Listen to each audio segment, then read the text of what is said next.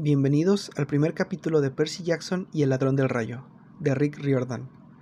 Capítulo primero. Pulverizo accidentalmente a mi profesora de introducción al álgebra. Mira, yo no quería ser mestizo. Si estás leyendo esto porque crees que podrías estar en la misma situación, mi consejo es este. Cierra el libro inmediatamente. Créete la mentira que tu padre o tu madre te contaron sobre tu nacimiento e intenta llevar una vida normal. Ser mestizo es peligroso. Asusta.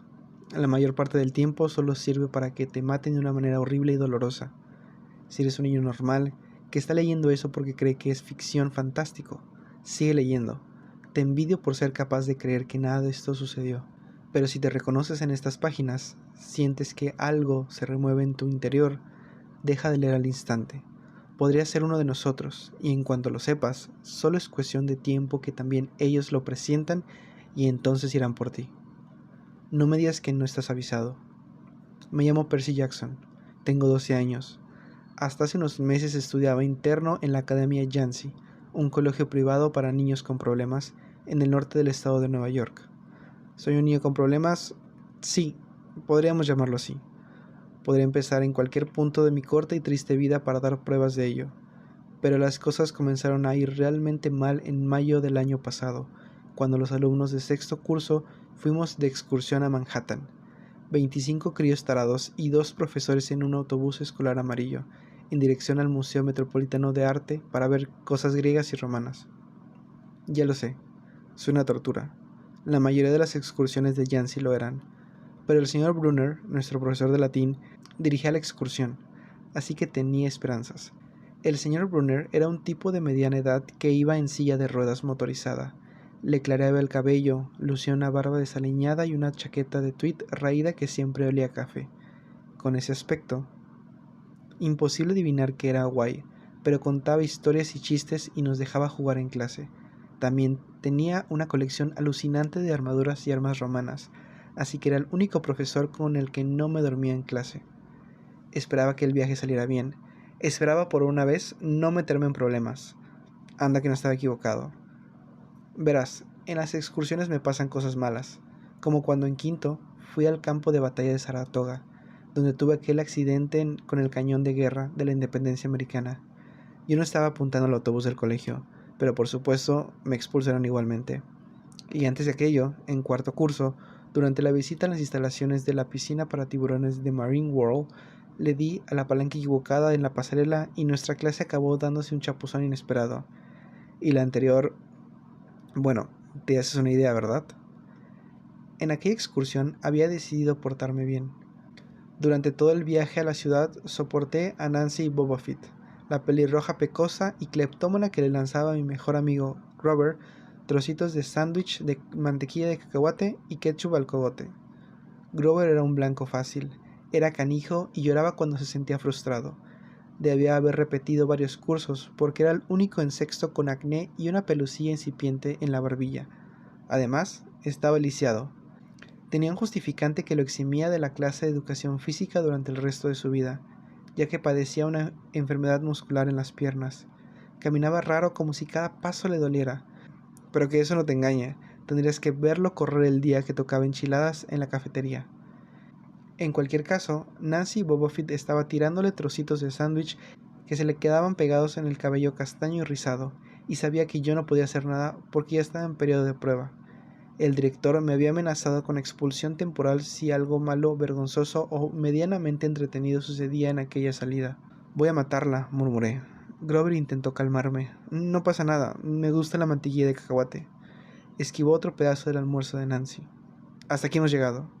Empecé a ponerme de pie, pero Grover volvió a hundirme en mi asiento. Ya estás en periodo de prueba, me recordó. Sabes a quién van a culpar si pasa algo. Eché la vista atrás. Ojalá hubiera tumbado a Nancy Bobofit de un tortazo en aquel preciso instante. La expulsión temporal no habría sido nada en comparación con el lío en el que estaba a punto de meterme. El señor Brunner conducía la visita al museo. Él iba adelante, en su silla de ruedas, guiándonos por las enormes y resonantes galerías, a través de estatuas de mármol y vitrinas de cristal llenas de cerámica roja y negra supervieja. Me parecía flipante que todo aquello hubiera sobrevivido más de 2000 o 3000 años. Nos reunió alrededor de una columna de piedra de casi 4 metros de altura, con una gran esfinge encima, y empezó a contarnos que había sido un monumento mortuorio, una estela, de una chica de nuestra edad. Nos habló de los relieves de sus costados. Yo intentaba prestar atención porque parecía realmente interesante, pero los demás hablaban sin parar, y cuando les decía que se callaran, la otra profesora acompañante, la señora Dodds, me miraba mal. La señora Dodds era una profesora de matemáticas procedente de Georgia que siempre llevaba casero de cuero, aunque era menuda y rodeaba los 50 años. Tenía un aspecto tan fiero que parecía dispuesta a plantarle a Harley en la taquilla. Había llegado a Yancey a mitad de curso, cuando nuestra anterior profesora de matemáticas sufrió un ataque de nervios. Desde el primer día, la señora Dodds adoró a Nancy Bobofit y a mí me clasificó como un engendro del demonio. Me señalaba con un dedo retorcido y me decía: «¿Y ahora, cariño?», súper dulce, y yo sabía que a continuación me castigaría a quedarme después de clase. Una vez, tras haberme obligado a borrar respuestas de viejos libros de ejercicios de matemáticas hasta medianoche, le dije a Grover que no creía que la señora Dodds fuera humana. Se quedó mirándome muy serio y me respondió: «Tienes toda la razón». El señor Brunner sigue hablando de arte funerario griego. Al final, Nancy Bobofit se burló de una figura desnuda cincelada en la estela y yo lo espeté: «¿Te quieres callar?». Me salió más alto de lo que pretendía. El grupo entero soltó risitas y el profesor interrumpió su disertación. «Señor Jackson», dijo, «¿tiene algún comentario que hacer?». Me puse como un tomate y contesté: «No, señor». El señor Brunner señaló una de las imágenes de la estela. «A lo mejor puede decirnos qué representa esta imagen». Miré el relieve y sentí alivio porque de hecho lo reconocía. «Ese es Cronos devorando a sus hijos, ¿no?». «Sí», repuso él, «e hizo tal cosa por... bueno, escarbé en el cerebro. Cronos era el rey dios y... ¿Dios? Titán», me corregí. «Y no confiaba en sus hijos, que eran dioses, así que Cronos... se los comió, ¿no?». Pero su mujer escondió al pequeño Zeus y le dio a cambio una piedra. Y después, cuando Zeus nació, engañó a su padre para que vomitara a sus hermanos y hermanas. «¡Puaj!», dijo una chica a mis espaldas. «Así que hubo una gran lucha entre dioses y titanes», proseguí, «y los dioses ganaron». Algunas risitas. Detrás de mí, Nancy Bobofit cuchicheó con una amiga. «Menudo rollo. ¿Para qué va a servirnos en la vida real? Ni que en nuestras solicitudes de empleo fuera a poner: por favor, explique por qué Cronos se comió a sus hijos». «¿Y para qué, señor Jackson?», insistió Brunner, parafraseando la excelente pregunta de la señorita Bobofit. «¿Hay que saber esto en la vida real?». «Te han pillado», murmuró Grover. «Cierra el pico», sisió Nancy, con la cara aún más roja que su pelo. Por lo menos se habían pillado también a Nancy. El señor Brunner era el único que la sorprendía diciendo maldades. Tenía radares por orejas. Pensé en su pregunta y me encogí de hombros. «No lo sé, señor». «Ya veo». Brunner pareció decepcionado. «Bueno, señor Jackson, ha salido medio airoso. Es cierto que Zeus le dio a Cronos una mezcla de mostaza y vino que le hizo expulsar a sus otros 5 hijos, que al ser dioses inmortales habían estado viviendo y creciendo sin ser digeridos en el estómago del titán. Los dioses derrotaron a su padre, lo cortaron en pedazos con su propia hoz y desperdigaron los restos por el Tártaro, la parte más oscura del inframundo. Bien, ya es hora del almuerzo. Señora Dodds, ¿podría conducirnos a la salida?». La clase empezó a salir, las chicas conteniendo el estómago y los chicos empujones y actuando como merluzos. Grover y yo nos disponíamos a seguirlos cuando el profesor exclamó: «Señor Jackson». Lo sabía. Le dije a Grover que se fuera y me volví hacia Brunner. «Señor». Tenía una mirada que no te dejaba escapar, ojos castaño intenso que podrían tener 1000 años y haberlo visto todo. «Debes aprender la respuesta a mi pregunta», me dijo. «¿La de los titanes?». «La de la vida real, y también cómo se aplica a ella a tus estudios». «Ah, lo que vas a aprender de mí es de importancia vital. Espero que lo trates como se merece. Solo voy a aceptar de ti lo mejor, Percy Jackson». Quería enfadarme, pues aquel tipo sabía cómo presionarme de verdad. «Verás, quiero decir que sí, que molaban los días de competición, en esos que se disfrazaba con una armadura romana y gritaba: «¡Adelante!», y nos desafiaba, espada contra tiza, a que corriéramos a la pizarra y nombráramos a todas las personas griegas y romanas que vivieron alguna vez, a sus madres y a los dioses que adoraban. Pero Brunner esperaba que yo lo hiciera tan bien como todos los demás, a pesar de que soy disléxico y poseo un trastorno por déficit de atención y que jamás he pasado de un aprobado. No esperaba que yo fuera tan bueno como los demás. Esperaba que fuera mejor. y yo simplemente no podía aprenderme todos aquellos nombres y hechos y mucho menos deletrearlos correctamente. Murmuré algo acerca de esforzarme más, mientras él le dedicaba una triste mirada a la estela, como si hubiera estado en el funeral de la chica. Me dijo que saliera y tomara mi almuerzo. La clase se reunió en la escalinata de la fachada, donde se podía contemplar el tráfico de la Quinta Avenida. Se avecinaba una enorme tormenta, con las nubes más negras que había visto nunca sobre la ciudad. Supuse que sería efecto del calentamiento global o algo así, porque el tiempo en Nueva York había estado más bien rarito desde Navidad. Habíamos sufrido brutales tormentas de nieve, inundaciones e incendios provocados por rayos. No me había sorprendido que fuese un huracán. Nadie más parecía reparar en ello. Algunos chicos apedreaban palomas con trocitos de cookies. Nancy Bobofit intentaba robar algo del monedero de una mujer y evidentemente la señorita Dodds se hacía de la vista gorda. Grover y yo estábamos sentados en el borde de una fuente alejados de los demás. Pensábamos que así no todo el mundo sabía que pertenecíamos a aquella escuela, la escuela de los pringados y los raritos que no encajaban en ningún otro sitio. ¿Castigado?, me preguntó Grover. ¿Qué va? Brunner no me castiga, pero me gustaría que aflojara de vez en cuando. Quiero decir, no soy un genio. Grover guardó silencio. Entonces, cuando pensé que iba a soltarme algún reconfortante comentario filosófico, me preguntó: ¿puedo comerme tu manzana? Tampoco tenía demasiado apetito, así que se la di. Observé la corriente de taxis que bajaban por la Quinta Avenida y pensé en el apartamento de mi madre, a solo unas calles de ahí. No la veía desde Navidad. Me entraron ganas de subir a un taxi que me llevara a casa. La abrazaría y se alegraría de verme, pero también se sentiría decepcionada y me miraría de aquella manera. Me devolvería directamente a Yancey y me recordaría que tenía que esforzarme más, aunque aquella era mi sexta escuela en 6 años y probablemente fueran a expulsarme otra vez. Era incapaz de volver a soportar esa mirada. El señor Brunner aparcó su vehículo al final de la rampa para paralíticos. Masticaba apio mientras leía una novela en rústica. En la parte trasera de la silla había encajado una sombrilla roja, la que le hacía parecer una mesita de terraza motorizada. Me disponía a abrir mi sándwich cuando Nancy Bobofit apareció con sus desagradables amigas. Supongo que ya se había cansado de desplumar a los turistas, y tiró la mitad de su almuerzo a medio comer sobre el regazo de Grover. «Vaya, mira quién está aquí», me sonrió con los dientes torcidos. Tenía pecas naranjas, como si alguien le hubiera pintado las mejillas con spray. Intenté mantener la calma. El consejero de la escuela me había dicho 1.000.000 de veces: cuenta hasta 10, controla tu mal genio. Pero yo estaba tan cabreado que me quedé en blanco, y a continuación oí un revuelo y estrépito de agua. No recuerdo haberla tocado, pero lo siguiente que vi fue a Nancy sentada de culo en medio de la fuente gritando: «Percy me ha empujado, ha sido él». La señora Dodds se materializó a nuestro lado.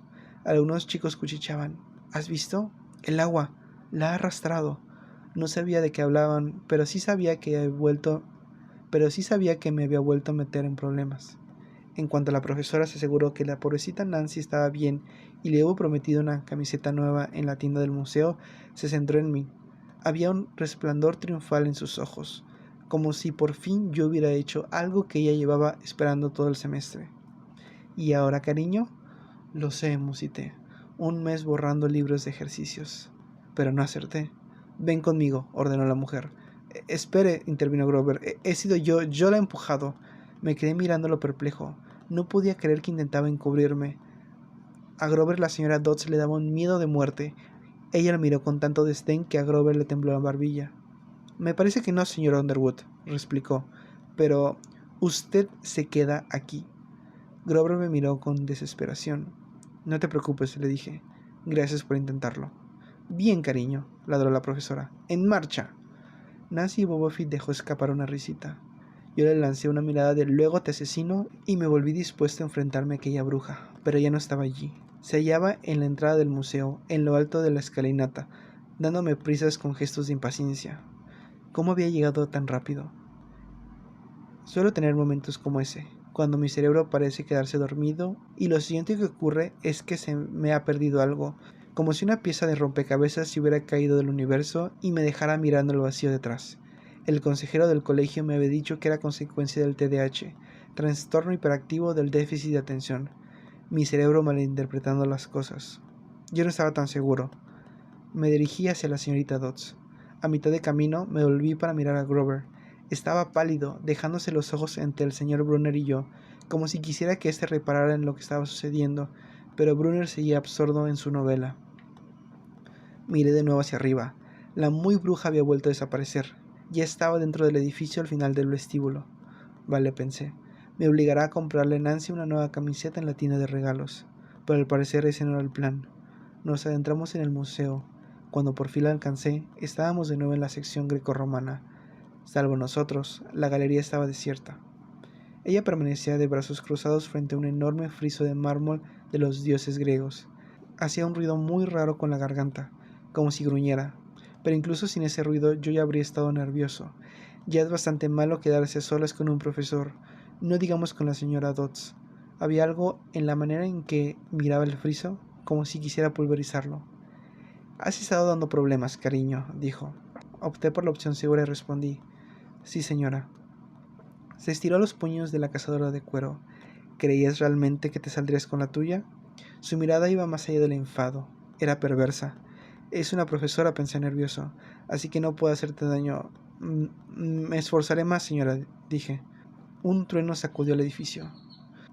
«No somos idiotas, Percy Jackson», prosiguió ella. «Descubrirte solo era cuestión de tiempo. Confiesa y sufrirás menos dolor». ¿De qué hablaba? Quizá los profesores habían encontrado el alijo ilegal de caramelos que vendía en mi dormitorio. O quizás se había dado cuenta que había sacado la redacción de Tom Sawyer de internet. O quizás se había dado cuenta que había sacado la redacción sobre Tom Sawyer de internet sin leerme siquiera el libro, y ahora iba a quitarme la nota. O peor aún, me haría leer el libro. ¿Y bien?, insistió. «Señora, yo no... Se te ha acabado el tiempo», sisió entre dientes. Entonces ocurrió la cosa más rara del mundo. Los ojos empezaron a brillarle como carbones en una barbacoa.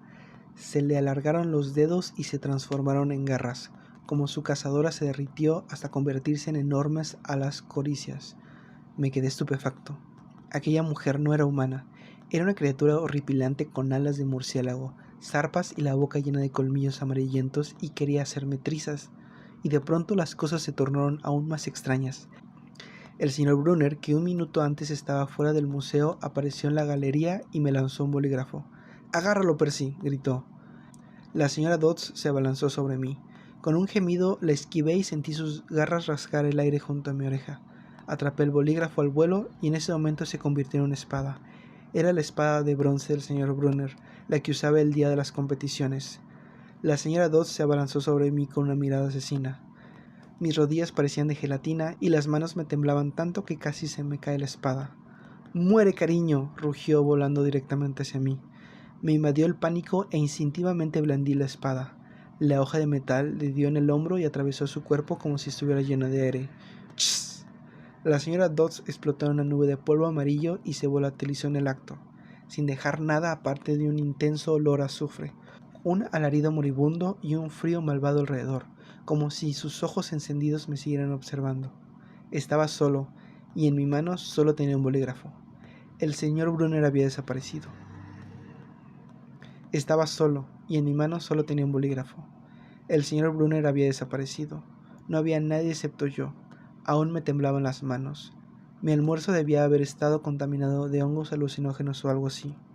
¿Me había imaginado todo? Regresé afuera. Había empezado a lloviznar. Grover seguía sentado junto a la fuente, con un mapa del museo extendido sobre la cabeza. Nancy Bobofit también estaba allí, aún empapada por su bañito en la fuente, cuchicheando con sus compinches. Cuando me vio, me dijo: «Espero que la señora Kerr te haya dado unos buenos azotes en el culo». «¿Quién?», pregunté. «Nuestra profesora lumbrera», parpadeé. No teníamos ninguna profesora que se llamara así. Le dije de qué estaba hablando, pero ella se limitó a poner los ojos en blanco y darse la vuelta. Le pregunté a Grover por la señora Dodds. «¿Quién?», preguntó. Y como vaciló un instante y no me miró a los ojos, pensé que pretendía tomarme el pelo. «No es gracioso, tío», le dije. «Esto es grave». Resonaban truenos sobre nuestra cabeza. El señor Brunner seguía sentado bajo su sombrilla leyendo su libro como si no se hubiera movido. Me acerqué a él, levantó la mirada algo distraído. «Ah, mi bolígrafo. Le agradecería, señor Jackson, que en el futuro trajera su propio utensilio de escritura». Se lo tendí. Ni siquiera había reparado en que seguía sosteniéndolo. «Señor, ¿dónde está la señorita Dodds?». Me miró con aire inexpresivo. «¿Quién?». «La otra acompañante. La señora Dodds, la profesora de introducción al álgebra». Frunció el entrecejo y se inclinó hacia adelante con una ligera muestra de preocupación. Percy, no hay ninguna señora Dodds en esta excursión. Que yo sepa, jamás ha habido ninguna señora Dodds en la Academia Yancy. ¿Te encuentras bien? Hasta aquí, otro capítulo de Percy Jackson y el ladrón del rayo. Gracias por acompañarme. No olvides que todos los jueves traeremos un nuevo capítulo de esta historia. Hasta pronto.